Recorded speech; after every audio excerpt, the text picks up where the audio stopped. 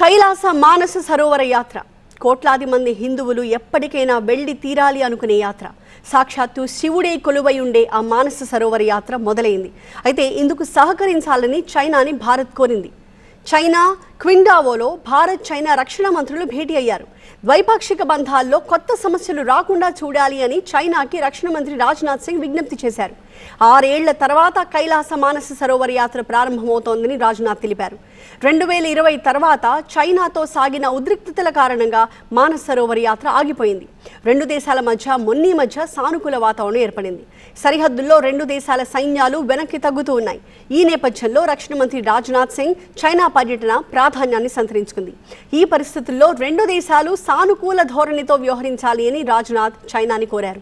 ద్వైపాక్షిక అంశాలపై నిర్మాణాత్మకంగా చర్చలు సాగాయని రాజ్నాథ్ వివరించారు.